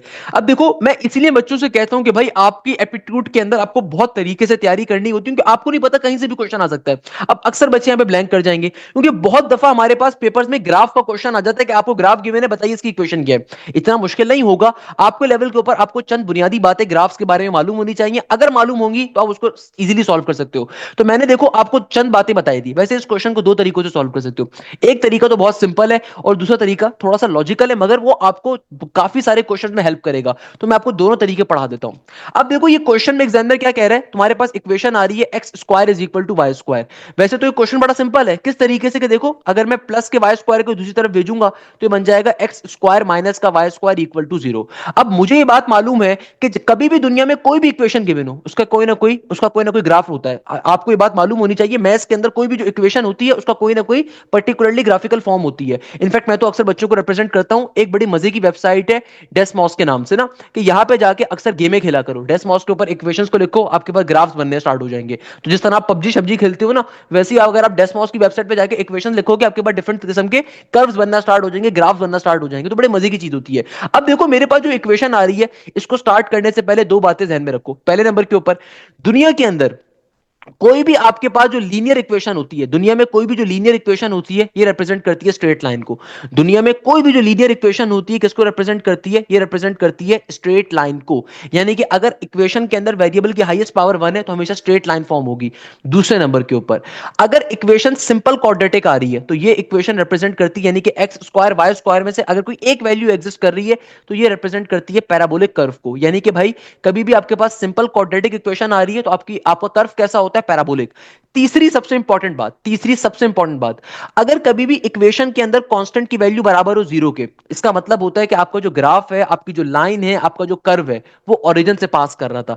दुनिया में कोई भी कर्व, कोई भी लाइन, कोई भी चीज अगर ओरिजिन से पास करती है तो हमेशा याद रखिएगा कि वहां पे आपके पास ऐसी इक्वेशन के अंदर कांस्टेंट की वैल्यू क्या होती है? हमेशा 0 के बराबर। तो ये तीन बुनियादी बातें आपको मालूम होनी चाहिए। वैसे सॉल्व करने के इसके दो तरीके, मैंने आपको ये क्वेश्चंस क्लासेस के अंदर सॉल्व करवाए हुए हैं। मैंने आपको ये वाला जो ग्राफ था, ये वाला जो ग्राफ था, स्लोप के टॉपिक में पढ़ाया था। मैंने कॉनिक्स के अंदर आपको बेसिक बात बताई थी कि पैराबोला की इक्वेशन पहचानने का तरीका क्या है, या आपके पास सर्कल की, या आपके पास इलिप्स की, हाइपरबोला की इक्वेशन पहचानने का तरीका क्या है। मैंने आपको यह भी पढ़ाया था कि आपके पास सिंपल कॉन्सेप्ट क्या होता है ग्राफ्स के अंदर। तो ये तीन बातें समझते हो तो पहले तीन बातों के बारे में जवाब दो कि भाई दुनिया में कोई भी स्ट्रेट लाइन जो होगी उसकी इक्वेशन कैसी होगी? सिंपल लीनियर इक्वेशन होगी। तो इसका मतलब ऑप्शन नंबर ए और ऑप्शन नंबर बी वैसे ही कैंसिल आउट हो गया। ये मेरा करेक्ट आंसर नहीं हो सकता, क्योंकि देखो मुझे जो इक्वेशन गिवन है x square is equal to Y square की गिवन है, इसका मतलब ये स्ट्रेट लाइन को रिप्रेजेंट नहीं कर रहा। यानी कि देखो यहां पे एक्स स्क्वायर भी आ रहा है, वाई स्क्वायर भी आ रहा है, तो स्ट्रेट लाइन तो नहीं है। अच्छा, अब आपके जहन में आएगा सर तो क्या पैराबोलिक कर्व तो यहां पे कोई गिवन ही नहीं है? तो पैराबोलिक कर्व तो है ही नहीं यहां पे। तो आपके पास तो सेकंड आपने जो बात बताई थी, आपने कहा था कि भाई अगर क्वाड्रेटिक इक्वेशन होगी तो कर्व पैराबोलिक होता है। बेटा मैंने कहा था क्वाड्रेटिक इक्वेशन के अंदर आपके पास एक वेरिएबल होता है, एक्स स्क्वायर होगा, यानी कि एक्स स्क्वायर वाई स्क्वायर में से कोई एक वैल्यू एग्जिस्ट करेगी तो पैराबोलिक कर्व बनता है। तो ऐसी इक्वेशन का ग्राफ कैसा होता है? पैराबोलिक कर्व का होता है। और तीसरी बात मैंने आपको क्या बताई थी, जो मोस्ट मोस्ट इंपॉर्टेंट बात है, अक्सर बच्चों को नहीं पता होता। अगर दुनिया में कोई भी लाइन, कोई भी कर्व, कोई भी फिगर ओरिजिन से पास कर रहा है ना, तो उसकी इक्वेशन हमेशा कांस्टेंट क्या होगा, जीरो। अब इस क्वेश्चन को अगर आपने समझना है तो आपको मालूम होना चाहिए होमोजीनियस इक्वेशन का टॉपिक। हमने होमोजीनियस इक्वेशन का टॉपिक पढ़ा था। होमोजीनियस इक्वेशन क्या होती है, ए एक्स स्क्वायर प्लस का 2hxy प्लस का b y square equal to zero. हमने टॉपिक पढ़ा था। होमोजीनियस इक्वेशंस क्या होती हैं, ऐसी दो इक्वेशंस जो कि ओरिजिन पे कट करते हुए जा रही होती हैं, ऐसी दो इक्वेशंस जो कि ओरिजिन को काटते हुए जा रही होती हैं, उनको होमोजीनियस इक्वेशंस कहते हैं। तो होमोजीनियस इक्वेशंस के टॉपिक में हमने एक बेसिक कॉन्सेप्ट डिस्कस करते हैं कि भाई अगर कभी भी मेरे पास लाइंस क्या होंगी, परपेंडिकुलर। लाइंस परपेंडिकुलर कब होती हैं, जब a प्लस बी की वैल्यू किसके बराबर होगी, जीरो के बराबर। यानी कि हमारी लाइंस क्या होती हैं, उस वक्त परपेंडिकुलर होती हैं कि अगर a प्लस बी की वैल्यू किसके बराबर है, a प्लस बी की वैल्यू बराबर है जीरो के। हमने ये बात बहुत तरीके से पढ़ी थी। क्वेश्चन को सॉल्व करने का क्या है कि आपको ये बात मालूम है कि होमोजीनियस इक्वेशंस के अंदर अगर लाइन परपेंडिकुलर होती है तो a प्लस बी की वैल्यू क्या होती है, जीरो के बराबर। तो अब आप देखो, आपको इक्वेशन क्या गिवन थी, इक्वेशन गिवन थी एक्स स्क्वायर प्लस का y square equal to zero. तो अगर प्लस के वाई स्क्वायर को दूसरी तरफ भेजूंगा तो यहाँ पे माइनस का वाई स्क्वायर बन जाएगा। अब देखो इस इक्वेशन में एक्स स्क्वायर भी आ रहा है, वाई स्क्वायर भी आ रहा है, तो ये होमोजीनियस इक्वेशन को रिप्रेजेंट कर रहा है। और होमोजीनियस इक्वेशंस में क्या होती है, दो लाइंस होती हैं, दो लाइंस आपके ओरिजिन पे कट करते हुए जा रही होती हैं। तो खाली देखो ये वाली फिगर इसको रिप्रेजेंट कर रही है। ऑप्शन नंबर डी और ऑप्शन नंबर बी इसको इसको रिप्रेजेंट नहीं कर रहा, क्योंकि देखो ऑप्शन नंबर डी में खाली लाइन ओरिजिन पे मौजूद है, दूसरी लाइन भी ओरिजिन पे मौजूद है। सिमिलरली ऑप्शन नंबर ई में भी देखो लाइन खाली ओरिजिन तक आ रही है, फिर ओरिजिन से ऊपर जा रही है, वी फॉर्म हो रहा है। खैर वी की एक अलग कंडीशन होती है, वो मॉडुलस की इक्वेशन होती है। मगर यहां पे अगर आप लॉजिकली एक आसान तरीके पे इस क्वेश्चन को एनालाइज करना चाहते हो तो आसान तरीका क्या है, आपको दो लाइनें दिख रही हैं।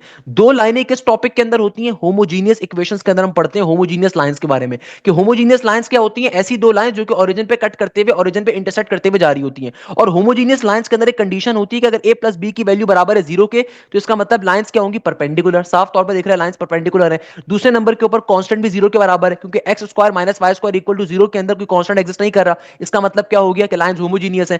तीसरे नंबर के ऊपर अगर आप इक्वेशन को देखो, इक्वेशन भी वेरीफाई कर रही है कि आपके पास यहां पे ए एक्स स्क्वायर, तो ए की वैल्यू क्या है, वन के बराबर। फिर देखो बी वाई स्क्वायर, तो बी की वैल्यू क्या है, वन के बराबर। तो वन माइनस का वन जीरो है, यानी कि आपके पास लाइंस कैसी हैं, परपेंडिकुलर है, वो भी वेरीफाई हो रहा है। तो एक तरीका तो सॉल्व करने का मुझे साफ तौर पे दिख रहा है कि भाई ये किस लाइन की इक्वेशन आ रही है, ये आपके पास आ रही है x square equal to Y square की इक्वेशन आ रही है, क्योंकि देखो दो लाइनें हैं। अगर तो मेरे पास यहां पे एक सिंगल लीनियर इक्वेशन होती ना, तब ऑप्शन ए या बी करेक्ट आंसर होता, क्योंकि जो लीनियर लाइन की इक्वेशन होती है वो हमेशा क्या होती है, लीनियर लाइन की इक्वेशन, यानी कि एक ऐसी इक्वेशन जिसके अंदर वेरिएबल की हाईएस्ट पावर वन के बराबर है, वो एक स्ट्रेट लाइन होती है। यहां पे आपके पास इक्वेशन में एक्स स्क्वायर भी आ रहा है, वाई स्क्वायर भी आ रहा है, इसका मतलब होमोजीनियस लाइंस है। तो खाली एक ही ऑप्शन होमोजीनियस लाइंस को वेरीफाई कर रहे हैं, that is option number C, that will be the correct answer. अच्छा, एक और तरीका क्या है इस क्वेश्चन को सॉल्व करने का, एक और तरीका इस क्वेश्चन को सॉल्व करने का ये है कि आपको बेसिक ग्राफ्स की मालूमात होनी चाहिए। कि देखो मैंने आपको स्लोप्स के अंदर, कोऑर्डिनेट ज्योमेट्री के अंदर ये पढ़ाया था कि हमारे पास जो y is equal to x का कर्व होता है, अगर लाइन कभी भी फर्स्ट और थर्ड क्वाड्रेंट के ऊपर बाइसेक्ट कर रही है, अगर लाइन कभी भी फर्स्ट और थर्ड क्वाड्रेंट पे बाइसेक्ट कर रही है तो ये कहलाता है y is equal to x की लाइन। और अगर कभी भी दुनिया में लाइन सेकंड और फोर्थ क्वाड्रेंट पे बाइसेक्ट कर रही है तो ये आपके पास इक्वेशन बनती है y is equal to negative x की, उसका ग्राफ ये होता है। तो ये दोनों क्वेश्चन मैंने आपको वैसे भी पढ़ाए हुए, तो इसका मतलब ये ऑप्शन तो वैसे भी नल हो गया ना, क्योंकि आपको मालूम है कि y is equal to x की लाइन होती है ये वाली, और y is equal to negative x की लाइन होती है ये वाली। तो एग्जामिनर ने आपको एक ऐसी लाइन दी जहां पे फर्स्ट और थर्ड क्वाड्रेंट भी बाइसेक्ट हो रहा है, सेकंड और फोर्थ क्वाड्रेंट भी बाइसेक्ट हो रहा है। इसका सिंपल मतलब क्या है कि ये आपके पास डबल की इक्वेशन आ रही है। डबल की इक्वेशन यानी कि x square is equal to Y square की इक्वेशन हो रही है, क्योंकि इस ग्राफ के अंदर फर्स्ट और थर्ड क्वाड्रेंट भी बाइसेक्ट हो रहा है, सेकंड और फोर्थ क्वाड्रेंट बाइसेक्ट हो रहा है। तो ये आपको इसलिए मालूम होना चाहिए, नहीं तो आपको बेसिक वैसे होमोजीनियस इक्वेशन के पैटर्न पे भी आप चेक कर सकते हो कि भाई होमोजीनियस इक्वेशंस है, एक्स स्क्वायर भी आ रहा है, वाई स्क्वायर भी आ रहा है, और कांस्टेंट की वैल्यू जीरो के बराबर है, तो ये वेरीफाई कर रहे हैं कि लाइंस कैसी हैं, होमोजीनियस है। और दोनों लाइनें चूंकि हमारे पास ओरिजिन से पास हो रही है, इसका मतलब क्या था, कांस्टेंट भी बराबर है जीरो के, तो इसका मतलब दोनों लाइनें ओरिजिन से पास हो रही हैं। तो आपको साफ तौर पे दिख रहा है लाइंस होमोजीनियस है, और एक ही कंडीशन यहां पे होमोजीनियस लाइंस के ग्राफ को रिप्रेजेंट कर रही है, ऑप्शन नंबर सी। अच्छा, ऑप्शन नंबर डी या ऑप्शन नंबर ई करेक्ट आंसर क्यों नहीं होगा, कहीं पे शॉर्टकट के तौर पे लिख लीजिएगा। कभी भी आपको जो वी का ग्राफ मिलता है ना, कभी भी आपको वी का ग्राफ मिलता है, कभी भी आपको वी का जो ग्राफ मिलता है, ये आपको मॉडुलस के फंक्शन पे मिलता है। किस पे मिलता है, मॉडुलस के फंक्शन पे। जैसे कि ये वाला जो क्वेश्चन है, ये बहुत एक मशहूर एक ग्राफ है कि हमारे पास y is equal to modulus x का ग्राफ आ रहा है। ये वाला जो ग्राफ आ रहा है, ये आ रहा है x is equal to modulus y का। तो मॉडुलस का जो ग्राफ होता है वो v का फंक्शन का होता है। आपको बेसिक ग्राफ्स का आइडिया होना चाहिए। अगर बेसिक ग्राफ्स का आइडिया नहीं है तो आपकी थ्योरेटिकल नॉलेज इतनी अच्छी होनी चाहिए कि आप इसको इसको बेसिक वे में भी सॉल्व कर सको। देखो इस क्वेश्चन को दो तरीकों से सॉल्व कर सकते हो। पहले नंबर के ऊपर कि आपको मालूम होना चाहिए कि भाई आपके पास होमोजीनियस इक्वेशंस का कांसेप्ट क्या है। तो साफ तौर पे इक्वेशन दिख रही है x square equal to Y square आ रही है। इसका मतलब क्या है कि जब मैं प्लस के वाई स्क्वायर को दूसरी तरफ भेजूंगा ये माइनस का वाई स्क्वायर बन जाएगा। अब देखो ये सिंपल क्वाड्रेटिक इक्वेशन नहीं है, क्योंकि सिंपल क्वाड्रेटिक इक्वेशन के अंदर एक्स स्क्वायर और वाई स्क्वायर में से कोई एक वैल्यू मौजूद होगी, तो यानी कि पैराबोलिक कर्व नहीं हो सकता यहाँ पे। अक्सर बच्चों को बोलेंगे सर ये क्वाड्रेटिक इक्वेशन है तो ऑप्शन नंबर डी या ई करेक्ट होगा। अरे भाई पैराबोलिक इक्वेशन में एक्स स्क्वायर वाई स्क्वायर में से कोई एक वैल्यू होती है, तो पैराबोलिक कर्व तो नहीं है। अब क्या है, तो जहन में फौरन से कॉन्सेप्ट आएगा कि भाई कभी भी एक्स स्क्वायर भी आ जाए वाई स्क्वायर भी आ जाए तो ऐसी इक्वेशन को हम कहते हैं होमोजीनियस इक्वेशन। और होमोजीनियस इक्वेशन को फिर आप वेरीफाई भी कर सकते हो कि देखो यहाँ पे कांस्टेंट जीरो के बराबर है, इसका मतलब लाइंस ओरिजिन से पास हो रही हैं, साफ तौर पे दिख रहा है। तो ये किस चीज को रिप्रेजेंट कर रहा है, खाली एक ही ऑप्शन इसको क्लियरली सेटिस्फाई कर रहा है, क्योंकि ऑप्शन नंबर ए में स्ट्रेट लाइन आ रही है तो स्ट्रेट लाइन की इक्वेशन लीनियर होती है। ऑप्शन नंबर बी में भी देखो स्ट्रेट लाइन आ रही है, उसकी इक्वेशन लीनियर होती है। जबकि ऑप्शन नंबर डी और ऑप्शन नंबर ई में वी आ रहा है, तो वी का जो ग्राफ होता है मॉडुलस फंक्शन का ग्राफ होता है। मॉडुलस का जो फंक्शन होता है चूंकि पॉजिटिव में भी ओपन होता है नेगेटिव में भी ओपन होता है, मॉडुलस फंक्शन का ग्राफ वी का होता क्यों है, ऑल्दो आपके लेवल से थोड़ी ऊंची बात है मगर है बड़ी इंटरेस्टिंग कि भाई वी का ग्राफ क्यों बनता है मॉडुलस के ऊपर, क्योंकि मॉडुलस जब ओपन होता है तो एक दफा प्लस पे होता है एक दफा माइनस पे होता है। तो अगर मॉडुलस एक्स आ रहा है तो जाहिर सी बात है प्लस पे भी ओपन हो रहा है माइनस पे भी हो रहा है। अगर मॉडुलस वाई आ रहा है तो एक दफा देखो प्लस के वाई पे भी ओपन हो रहा है नेगेटिव के वाई पे भी ओपन हो रहा है। दैट इज द रीजन कि मॉडुलस का फंक्शन हमेशा वी का फंक्शन होता है। इस चीज को हमेशा जहन में रखिएगा, it's a very important concept, ये आपको बहुत काम आएगा जिंदगी के अंदर। क्लियर है बेटा इस चीज को, इसलिए आपने क्या करना है हमेशा अपने जहन में रखना है इंशाल्लाह ताला अज़्ज़ा वजल। तो ये बड़ा इंपॉर्टेंट एक क्वेश्चन था, मैंने इस क्वेश्चन को मैंने पास पेपर्स में देखा था, मैंने सोचा लाजमी तौर पर आपको कवर अप करवाऊं। इस क्वेश्चन की लॉजिक बहुत इंपॉर्टेंट है। तो भाई इस तमाम की तमाम चीजें मैं ऑलरेडी आपको बैजेस में पढ़ा रहा होता हूं, एक एक चीज मैं आपको बैजेस में बता रहा होता हूं। तो भाई अगर आप चाहते हैं कि आपकी तैयारी बहुत अच्छी हो तो लाजमी तौर पे न्यू बैच को स्टार्ट करिए। न्यू बैच जो हमारा ज्वाइन हो रहा है 23 से, इस बैच में आपकी ना सिर्फ नस की तैयारी कवर होगी बल्कि नस के साथ एनईडी की, फास्ट की, आईबीए की, लम्स की, जीआईकेआई की, कॉमसेट्स की, यूईटी की, फास्ट यूनिवर्सिटी की, प्याज यूनिवर्सिटी की, पाकिस्तान की तमाम टॉप यूनिवर्सिटी की तैयारी कवर करवाई जाएगी। ई कैट के बैचेस डिफरेंट होते हैं, एमटी कैट के डिफरेंट होते हैं, नस के डिफरेंट होते हैं, बिजनेस यूनिवर्सिटीज के अलग होते हैं। तो भाई लाजमी तौर पर दोस्तों के साथ शेयर करिए कि अगर आप प्रॉपर अपनी एप्टीट्यूड की तैयारी कवर करना चाहते हैं एक बड़ी मामूली सी फीस के अंदर, जिसके अंदर कंप्लीट कोर्स आपका मल्टीपल टाइम्स कवर करवाया जाएगा, तमाम के तमाम सब्जेक्ट पढ़ाए जाएंगे, प्रॉपर्ली टेस्ट कंडक्ट किए जाएंगे और आपको जो भी क्लास कंडक्ट होगी उसकी रिकॉर्डिंग भी मिलेगी, मगर हर चीज लाइव क्लास में पढ़ाई जाएगी। तो उसके लिए लाजमी तौर पर बैच को ज्वाइन करना जरूरी है।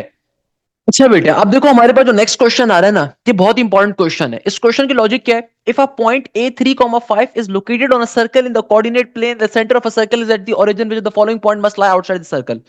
अब देखो इस क्वेश्चन की लॉजिक क्या है, ये क्वेश्चन बाय द वे मुझे याद पड़ता है मैंने नस के 2023 के पेपर्स में भी सॉल्व करवाया था। अब ये क्वेश्चन दोबारा रिपीट हो रहा है। देखो मुझे क्वेश्चन कुछ याद रहते हैं क्योंकि उसके पीछे रीजन ये होती है कि भाई मैं जो क्वेश्चन सॉल्व करवाता हूँ ना, इसका मेजर फायदा ये होता है मैं अपने बच्चों को अपनी क्लासेस के अंदर वो क्वेश्चन पे लाजमी तौर पर डिस्कस करता हूँ।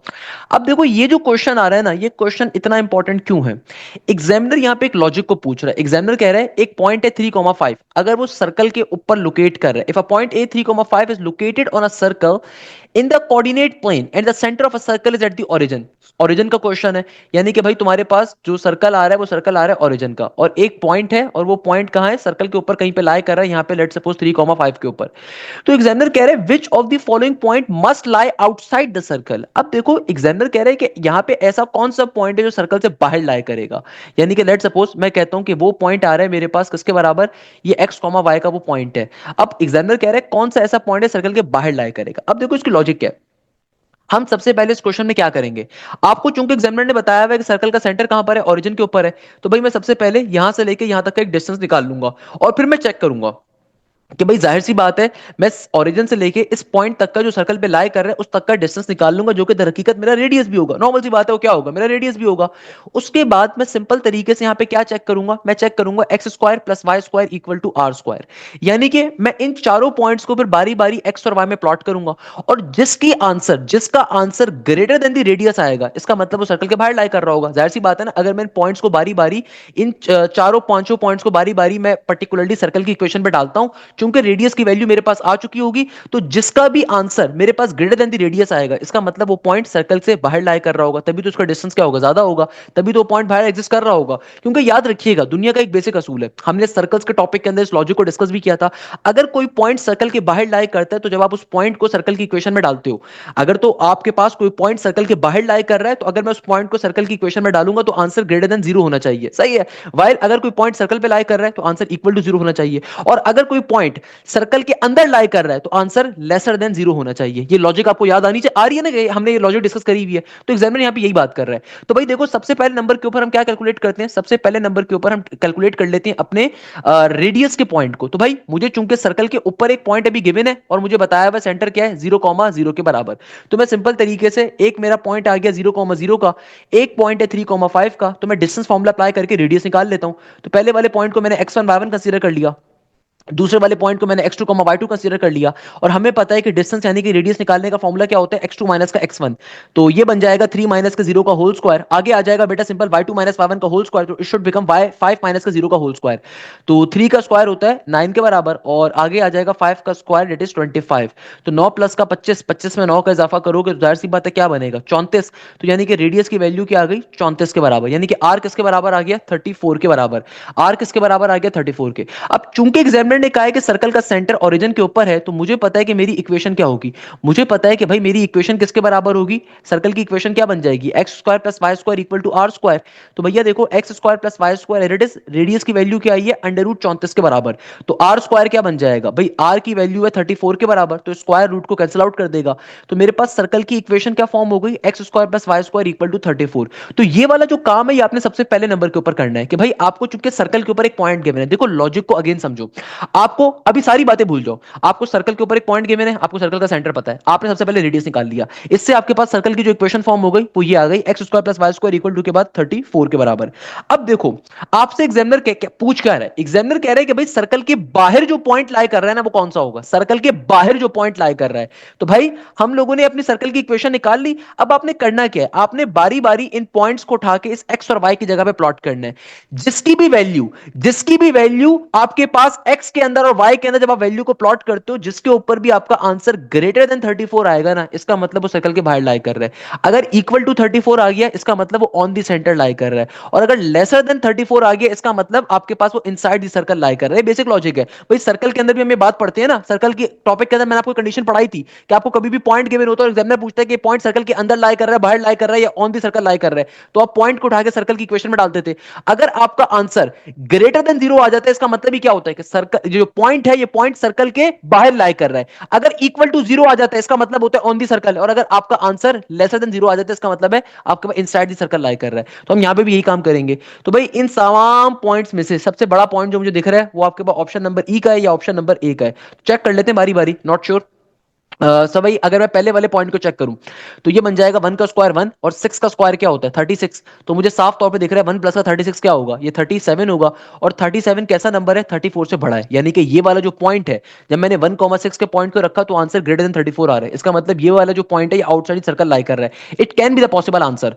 1.5 5.5 कम नंबर है, अच्छा मैं इस वाले को भी चेक कर लेता हूँ 5 और 3 को, तो 5 का स्क्वायर होता है 25 और मेरे पास 3 का स्क्वायर होता है 9, तो 25 प्लस का 9 34 बनेगा, तो 34 इज इक्वल टू 34 आ जाएगा क्योंकि इक्वल टू किस तरफ 34 ही मौजूद है, तो यानी कि left hand side right hand side के बराबर आ रही है, इसका मतलब ये जो पॉइंट है ये ऑन दी सर्कल है, बाकी सारे पॉइंट्स ऑलरेडी छोटे हैं, बाकी सारे के सारे पॉइंट छोटे हैं, 4 का स्क्वायर 16, 4 का स्क्वायर 16, 34 तो छोटा नंबर बनेगा क्योंकि देखो ना 4 का स्क्वायर 16 और 16 प्लस 16, 16 16 क्या होता है 32 होता है, हमें मालूम है बात, तो ये तो छोटा नंबर है। सिमिलरली 2.5 4.5 भी छोटा नंबर है, 1.5 4.5 भी छोटा नंबर है, तो यानी कि ओवरऑल मेरे पास सिर्फ एक ही ऐसा ऑप्शन आ रहा है कि जब मैं इस ऑप्शन को उठा के अगर मैं इस ऑप्शन को उठा के यहाँ पे इस ऑप्शन को उठा के अगर मैं इस इक्वेशन में प्लॉट करता हूं तो मेरा जो आंसर आएगा वो ग्रेटर देन 34 होगा, यानी कि इसका मतलब क्या है कि मेरे पास खाली ये वाला जो पॉइंट है ये आउटसाइड दी सर्कल पे लाई कर रहा है। ये क्वेश्चन नस्ट के पेपर में बहुत दफा पूछा जाता है, तो मैंने इसीलिए आपको यहाँ पे क्वेश्चन भी सॉल्व करवा दिया। अब ये क्वेश्चन 2025 के क्वेश्चन में भी आया हुआ है, 2023 या 24 के अंदर मुझे याद पड़ता है मैंने यही क्वेश्चन करवाया था, बट वहां पे सेंटर ओरिजिन पे नहीं था, तो कोई मसले की बात नहीं, सेंटर का पॉइंट गिवन होगा तो सेंटर का पॉइंट सॉल्व कर लोगे, कोई मसले की बात नहीं, वहां पे भी लॉजिक आपकी सेम रहेगी। वहां पे आपके पास जो अगर सेंटर का पॉइंट गिवन है तो सेंटर के पॉइंट को यहाँ पे उठा के डालोगे, अपना रेडियस निकालोगे, फिर आपकी जो इक्वेशन होगी वो x माइनस ए का whole square plus y minus B का whole square equal to are square वाली इक्वेशन को इस्तेमाल कर लोगे, लॉजिक आपकी सिमिलर रहेगी, लॉजिक में कोई टेंशन की बात नहीं है। क्वेश्चन मार्क कर लो, मोस्ट इंपॉर्टेंट क्वेश्चन है, 99% बच्चा नर्स के पेपर में जब ये क्वेश्चन आता है अक्सर बच्चे सॉल्व नहीं कर पाते। इस क्वेश्चन में देखो एग्जामिनर क्या कह रहा है, एग्जामिनर कहता है if fx is equal to 3x minus का 1 and represent the slope of the line with the equation y is equal to f inverse x and p represent the slope of the line that is perpendicular to the line with the equation y is equal to fx, then n into p is dash. अब देखो अक्सर बच्चों का दिमाग ही घूम जाएगा, अक्सर बच्चे बोलेंगे सर ये क्या चीज है, सर ये तो पता नहीं सर के ऊपर से जा रहा है, वो होता है ना बचपन में आप कार्टून देखते होगे सर के ऊपर से चिड़ियाएं उड़ रही होती हैं गोल दायरे में, वैसी गाय उड़ रही हैं। अब देखो यहाँ पे एग्जामिनर कह रहा है, एग्जामिनर कहते हैं कि भाई तुम्हारे पास एक फंक्शन है और एफ एक्स की वैल्यू किसके बराबर है, 3x माइनस वन के, सही है, किसके बराबर है, f x is equal to 3x minus का वन। कहता है n जो है ना ये रिप्रेजेंट कर रहा है स्लोप किसके, लाइन की इक्वेशन को, y is equal to f inverse के। अब यहाँ पे इस एक क्वेश्चन में तीन तरह के कॉन्सेप्ट हैं, पहले नंबर के ऊपर आपको एक सिंपल फंक्शन गिवन है और एग्जामिनर स्लोप की बात कर रहा है, तो स्लोप का एक पर्टिकुलरली कॉन्सेप्ट आ गया, फिर इनवर्स का एक कॉन्सेप्ट आ गया कि एग्जामिनर कह रहा है कि जो n है ना ये n किसका स्लोप है, n तुम्हारे पास स्लोप है उस इक्वेशन का जो कि तुम्हारे पास तुम्हें कहां पे अचीव हो रही है, y is equal to f inverse के ऊपर, यानी कि पहले तुम इनवर्स निकालोगे तो y is equal to f inverse x का जो स्लोप होगा ना वो n के बराबर है। और आगे कहता है जो p है ना, P रिप्रेजेंट करता है किसके स्लोप को, P रिप्रेजेंट कर रहा है स्लोप को, उस लाइन के स्लोप को जो कि परपेंडिकुलर है तुम्हारे पास, P रिप्रेजेंट कर रहा है उस लाइन के स्लोप को जो तुम्हारे पास परपेंडिकुलर है y is equal to f x की इक्वेशन के, y is equal to f x equation के। तो मासूमाना अंदाज में कह रहे हैं n इंटू पी क्या होगा। देखो इस तरह का कभी भी क्वेश्चन आ जाए ना तो जो इंफॉर्मेशन गिवन है पहले उसको सिंप्लीफाई कर लो। आपको क्वेश्चन में बताया हुआ है कि एफ एक्स की वैल्यू किसके बराबर है, 3x माइनस के वन के। तो सबसे पहले अभी सारी बातें भूल जाता हूं, मुझे क्वेश्चन में इनवर्स का लफ्ज दिख रहा है तो पहले तो मैं इनवर्स निकाल सकता हूं ना। देखो इनवर्स निकालने की लॉजिक क्या होती है, किसी भी फंक्शन का इनवर्स कैसे निकालते हैं, किसी भी फंक्शन के इनवर्स निकालने का तरीकेकार ये होता है कि आपके पास क्वेश्चन के अंदर जहां पे भी एफ एक्स आ रहा है उसको वाई से आप रिप्लेस करवाते हो, उसके तीन स्टेप होते हैं, इनवर्स निकालने के तीन स्टेप होते हैं। पहले नंबर के ऊपर जो एफ एक्स आ रहा है उसको वाई से रिप्लेस करवाओ तो आपके पास क्या बन गया, y is equal to 3x minus का वन। दूसरा स्टेप ये होता है कि आपके पास अब आपको एक्स की फॉर्म में डेटा कन्वर्ट करना है, तो बेटा एक्स की फॉर्म में अगर डेटा कन्वर्ट करना है माइनस का वन यहां पर आएगा, प्लस का वन बन जाएगा, इक्वल टू के बाद 3x का 3x। अब देखो 3 यहां पे क्या हो रहा है, मल्टीप्लाई, 3 यहां पर क्या हो रहा है मेरे पास मल्टीप्लाई, तो वहां पे जाके क्या हो जाएगा, डिवाइड। तो मेरे पास x की वैल्यू क्या आ जाएगी, x की वैल्यू आ जाएगी y प्लस का वन डिवाइडेड बाय 3 के बराबर। x की वैल्यू किसके बराबर आ जाएगी, x की वैल्यू आ जाएगी सिंपल तरीके से y प्लस का वन डिवाइडेड बाय 3 के बराबर। तो x की फॉर्म में डेटा कन्वर्ट कर लिया। अब थर्ड स्टेप ये होता है कि भाई जहां पे x आ रहा है उसको रिप्लेस करवा दो किसके साथ, f इनवर्स के साथ, और जहां पे आपके पास पर्टिकुलरली y आ रहा है उसको रिप्लेस करवा दो x के साथ। तो ये क्या बन जाएगा, ये हो जाएगा मेरे पास सिंपल तरीके से f इनवर्स किसके बराबर आ जाएगा, y की जगह पे x आ जाएगा और सिंपल तरीके से x की जगह पे f इनवर्स आ गया। तो ये आपके पास फाइनली इनवर्स की वैल्यू आ गई। तो इस क्वेश्चन में देखो एक कॉन्सेप्ट तो इनवर्स का आ रहा था। अब एग्जामिनर क्या कह रहा है कि तुम्हारे पास जो n है ना ये स्लोप है किसका, y is equal to f inverse का, यानी कि एग्जामिनर कह रहा है y is equal to f inverse है, उसके इस लाइन का जो स्लोप होगा वो n के बराबर है। तो मैं सिंपल एफ इनवर्स की जगह पे y को रखता हूं तो क्या बन गया, y is equal to x plus का वन डिवाइडेड बाई 3। 3 यहां पे मल्टीप्लाई हो रहा है, जाहिर सी बात है वहां पे जाके क्या हो जाएगा, डिवाइड हो जाएगा। तो क्या बन जाएगा, ये लाइन बन जाएगी 3y is equal to x plus का वन। तो अगर तमाम वैल्यूज को अब एक साइड पे शिफ्ट कर दो तो it should become x minus का 3y प्लस का वन। तो इस लाइन का अब आप स्लोप निकालोगे और ये स्लोप कहलाएगा n का स्लोप, सही है। तो इस लाइन का स्लोप क्या होगा, स्लोप निकालने का फॉर्मूला किसके बराबर होता है, नेगेटिव का a डिवाइडेड बाई b।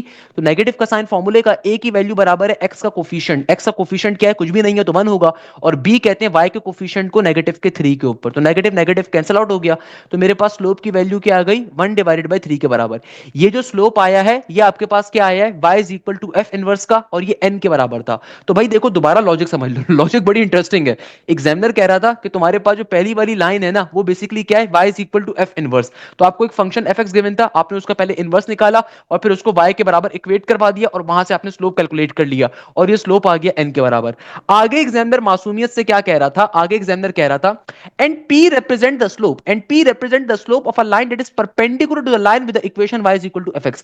कहता है p उस लाइन का स्लोप है जो कि परपेंडिकुलर है, जरा गौर से बात समझो, p उस लाइन का स्लोप है जो कि इस लाइन के y is equal to x fx की लाइन के परपेंडिकुलर पे है। तो पहले तो y is equal to fx का स्लोप निकालो। तो भाई मेरे पास जो दूसरी कंडीशन है वो क्या है, y is equal to fx। तो fx इसके बराबर है, fx बराबर है 3x माइनस वन के। तो इस लाइन का स्लोप क्या होगा, डायरेक्टली निकालना चाहो डायरेक्टली निकाल लो। भाई स्लोप की इक्वेशन क्या होगी, यहाँ पे सिंपल तरीके से इक्वेशन बराबर होती है y is equal to M X plus C के, तो m बराबर है 3 के। तो यहाँ यानी कि इस लाइन का स्लोप क्या है, 3 के बराबर, मगर मुझे ये स्लोप नहीं चाहिए। एग्जामिनर ने क्या कहा है, इस लाइन के परपेंडिकुलर के ऊपर जो लाइन है, and p represent the line and p represent the slope of a line that is perpendicular to the line with the equation y is equal to f x, यानी कि P represent कर रहा है उस slope को जो कि perpendicular है इस line y is equal to f x के। तो आपने सबसे पहले स्लोप निकाला, स्लोप 3 के बराबर आया, तो भाई हमें इस लाइन के परपेंडिकुलर के ऊपर जो लाइन है उसका स्लोप चाहिए। तो मुझे ये बात मालूम है दुनिया में कभी भी दो लाइनें अगर परपेंडिकुलर होती हैं तो हमेशा हमारे पास प्रोडक्ट ऑफ स्लोप बराबर होता है किसके, -1 के। तो अगर मेरे पास एक लाइन का स्लोप 3 के बराबर है तो मेरे प्यारे शागिर्दों दूसरी लाइन का स्लोप क्या होगा, दूसरी वाली लाइन का स्लोप आ जाएगा मेरे पास, ये 3 मल्टीप्लाई हो रहा है यहाँ पे आके डिवाइड हो जाएगा, ये आ जाएगा नेगेटिव के 1/3 के बराबर। किसके बराबर, नेगेटिव के 1/3 के बराबर। इसके बारे में एग्जामिनर ने कहा था ये पी के बराबर है, कि भाई वो स्लोप जो कि तुम्हारे y is equal to f x की लाइन के परपेंडिकुलर के ऊपर है उसकी वैल्यू p के बराबर है। तो इस तरीके से आपको p की वैल्यू भी मिल गई। अब देखो मुझे n भी मिल चुका है, मुझे p भी मिल चुका है, एग्जामिनर ने आखिर में मासूमाना अंदाज में क्या कहा है, n इंटू p की वैल्यू बताइए। तो बेटा देखो n किसके बराबर आया था, n बराबर आया था मेरे पास 1/3 के, सही है ना। n किसके बराबर आया था, ये n आया था 1/3 के बराबर और p आया था नेगेटिव के 1/3 के बराबर। तो सिंप्लीफाई करवा लो बेटा, n आया था 1/3 के बराबर और p आया था नेगेटिव के 1/3 के बराबर। तो आंसर क्या आ जाएगा, आंसर आ जाएगा नेगेटिव का 1/9। दोनों को मल्टीप्लाई करवाओगे तो आंसर क्या आ गया, नेगेटिव का 1/9। बताओ भाई बात पल्ले पड़ती है, बात समझ में आती है कि नहीं आती, क्वेश्चन की लॉजिक क्या, लॉजिक है इस क्वेश्चन की, क्वेश्चन की लॉजिक बड़ी इंटरेस्टिंग है। सबसे पहले n के बारे में कह रहे हैं कि n जो स्लोप है वो y is equal to f inverse का। तो पहले आपने एफ इनवर्स निकाला, फिर उसको y पे कंपेयर करवाया, वहां से आपने पहला स्लोप निकाला, वो n का स्लोप था। फिर p के स्लोप के बारे में कह रहे हैं कि जो y is equal to f x की लाइन है वहां से जो स्लोप आएगा उसके परपेंडिकुलर लाइन का स्लोप p है। तो आपने पहले वो स्लोप निकाला, फिर उसके परपेंडिकुलर लाइन का स्लोप निकाला और देन p की वैल्यू आ गई, फिर n इंटू p को मल्टीप्लाई करवाया तो आंसर आ गया। दैट्स दी लॉजिक हियर, ये इस क्वेश्चन की लॉजिक थी। इस तरीके से हमारा एक क्वेश्चन फाइनली सॉल्व हो गया, सिंप्लीफाई हो गया। That was the particularly logic of this particular question. इस तरीके से फाइनली हम लोगों ने इस कॉन्सेप्ट को क्या कर लिया बेटा, सॉल्व कर लिया। टू 4x माइनस का 1 divided by 2x square has how many point with x, y coordinates that are both positive integer. इसके मतलब को पहले तो समझो भाई, ये क्वेश्चन मोस्ट इंपॉर्टेंट है, अक्सर बच्चे इस क्वेश्चन को सॉल्व नहीं कर सकते जब नस्ट में आता है। एग्जामिनर क्या कह रहा है, एग्जामिनर कहते हैं तुम्हारे पास एक पैराबोलिक इक्वेशन आ रही है और ये इक्वेशन क्या है, ये इक्वेशन आ रही है y is equal to 4x का 4x माइनस का 1 divided by 2 into x square. कहता है कि भाई तुम्हारे पास तुम x और y में या y की कोई वैल्यू रखते हो तो x की वैल्यू पॉजिटिव मिलनी चाहिए और y की वैल्यू भी पॉजिटिव इंटीजर मिलनी चाहिए।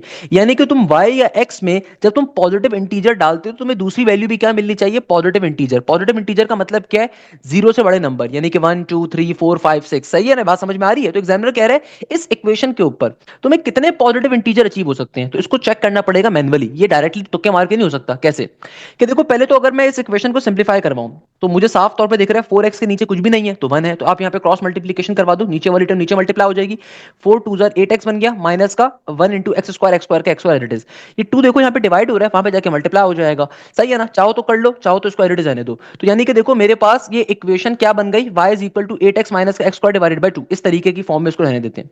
अब देखो अगर मैं यहाँ पे x की वैल्यू 0 रखता हूं, क्या मैं x की वैल्यू 0 रख सकता हूं, नहीं रख सकता, क्योंकि पॉजिटिव इंटीजर मिलना चाहिए x और y में। तो इसका मतलब 0 जो होता है पॉजिटिव इंटीजर नहीं होता, सही है ना। 0 एक आपके पास पॉजिटिव इंटीजर्स में काउंट नहीं होता, 0 नॉर्मल इंटीजर है, 0 is not a positive integer. तो यानी कि पॉजिटिव इंटीजर का मतलब क्या, 0 से बड़े नंबर। अच्छा भाई अगर मैं x की वैल्यू 1 रखता हूं तो चेक करते हैं क्या बनेगा।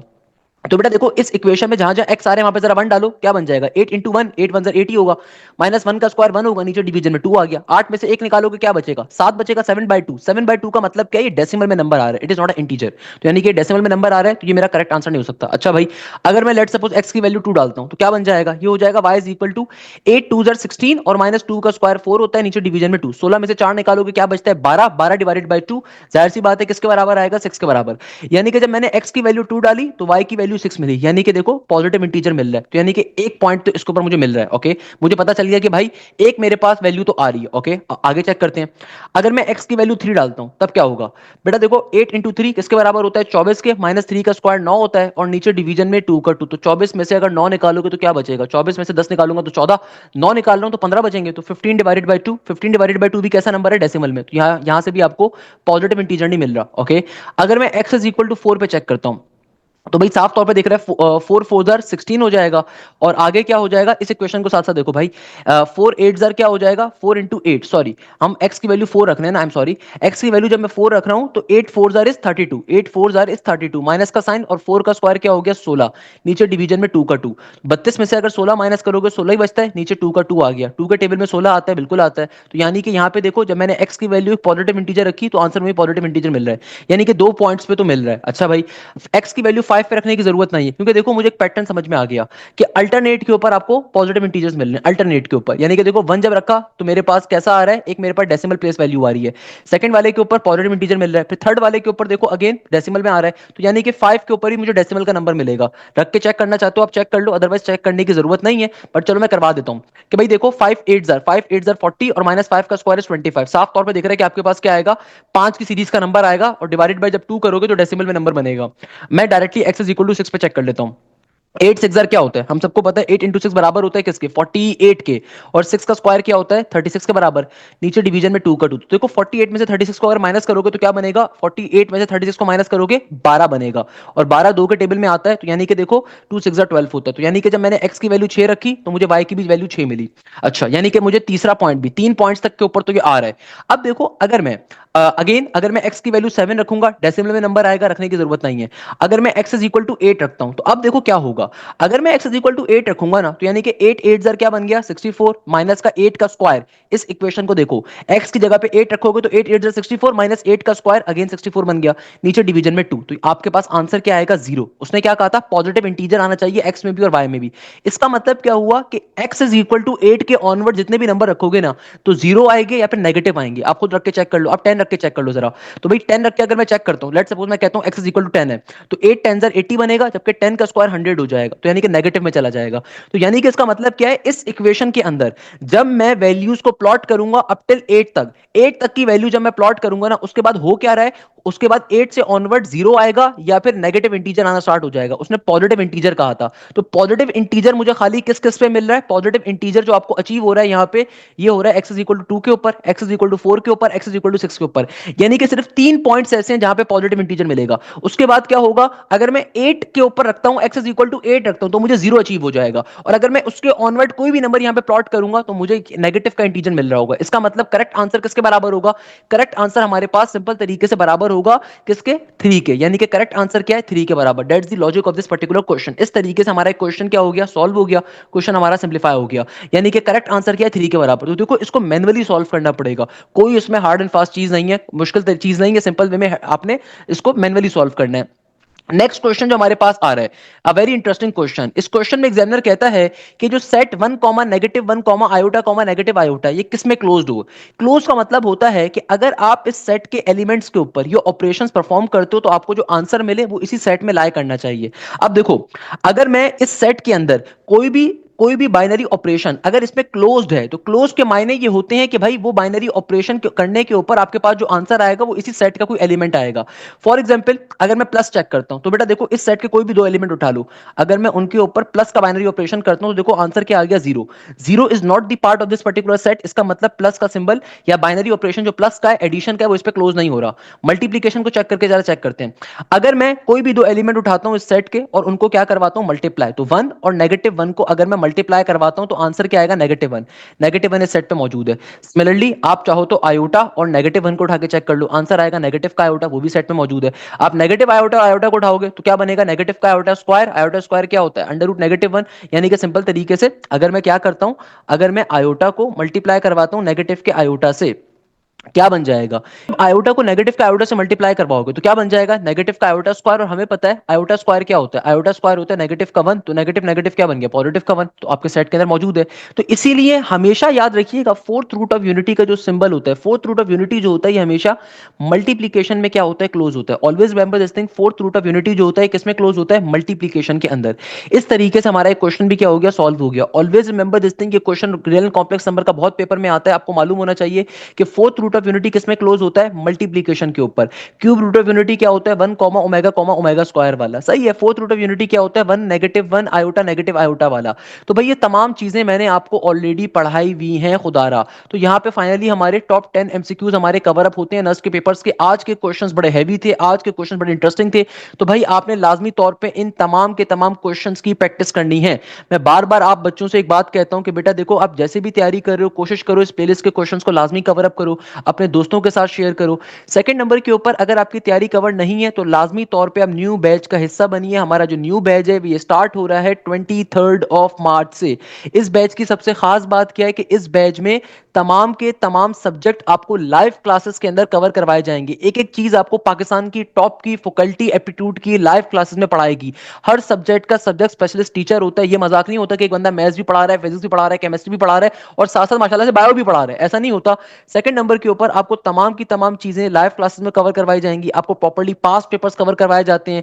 आपको चाहे आप नस की तैयारी करो, चाहे फास्ट की तैयारी करो, चाहे ब्यूटी की तैयारी करो, एनडीडी की, मेरान की, जीआईके की, एनटीएस की, नस बिजनेस स्कूल की या एमडी कैट की किसी यूनिवर्सिटी की तैयारी कर रहे हैं, तो आपके स्पेसिफाइड बैजेस होते हैं। उन बैजेस में आपको हर सब्जेक्ट कवर करवाया जाता है। वो यूनिवर्सिटी जहां पे मैथ्स आती है, फिजिक्स आती है, इंग्लिश आती है, या फिर अगर किसी यूनिवर्सिटी में केमिस्ट्री कंप्यूटर आती है उसकी क्लासेस अलग होती हैं, एनालिटिकल रीजनिंग की क्लासेस अलग होती हैं, आईक्यू की क्लासेस अलग होती हैं, बिजनेस स्कूल्स की बिजनेस की मैथ्स की क्लासेस अलग होती हैं, क्वांटिटेटिव मैथ्स की क्लासेस अलग होती हैं। और जो बच्चे एमडी कैट के बैचेस में आते हैं तो भाई उनकी मेडिकल की, एमडी कैट की, बायोलॉजी की क्लासेस और फिजिक्स इंग्लिश की क्लासेस अलग हो रही होती हैं। इसी तरीके से आप लोगों की जो भी लाइव क्लास होती है उसकी प्रॉपर्ली रिकॉर्डिंग भी आपको प्रोवाइड की जाती है और पोर्टल के ऊपर कंप्लीट रिकॉर्डिंग्स का एक्सेस भी आपके पास अवेलेबल होता है। फोर्थ नंबर के ऊपर आपके प्रॉपर्ली टेस्ट कंडक्ट किए जाते हैं और उस टेस्ट का वीडियो सॉल्यूशन भी प्रोवाइड किया जाता है। उस टेस्ट में प्रॉपर टाइमर्स होते हैं जिस तरह आपको एक एक्सपोजर मिल सके नस के टेस्ट का, एनईडी के टेस्ट का, फास्ट के टेस्ट का, जीआईकेआई के टेस्ट का, ताकि आप सेम उस लेवल की उस पैटर्न की तैयारी करें। फिफ्थ नंबर के ऊपर सबसे इंपॉर्टेंट चीज ये होती है कि जो भी आपके टेस्ट कंडक्ट होते हैं उनका वीडियो सोल्यूशन नहीं मिलता है। सारा का सारा प्रैक्टिस मटेरियल हम लोग आपको प्रोवाइड करते हैं विद सोल्यूशन। इसके अलावा आप लोगों को टॉपिकल पास्ट पेपर भी प्रोवाइड किए जाते हैं। तो एक एक चीज हम आप लोगों की कवर करवाते हैं। तो लाजमी तौर पर आपने कोशिश करनी है कि आप तरीके से बैठ के चीजों को कवर करें, उनकी तैयारी करें और आपने ज्यादा से ज्यादा चीजों को कवर अप करना है। बैच का फायदा ये होता है कि आपके पास प्रॉपर गाइडेंस होती है। बैच का फायदा ये होता है कि हम तमाम के तमाम पास पेपर्स के क्वेश्चंस को बैचेस में भी कवर कर रहे होते हैं। एक एक चीज आपको क्लासेस में पढ़ाई जाती है, कवर करवाई जाती है। तो न्यू बैच अभी स्टार्ट हो रहा है 23 मार्च से। लाजमी तौर पर इसका हिस्सा बनिएगा। मैं उम्मीद करता हूं कि आप तक ये बात पहुंचेगी इंशाल्लाह ताला अज़्ज़ा वजल। जज़ाकल्लाह, thank you so much. Hashim Zia signing of.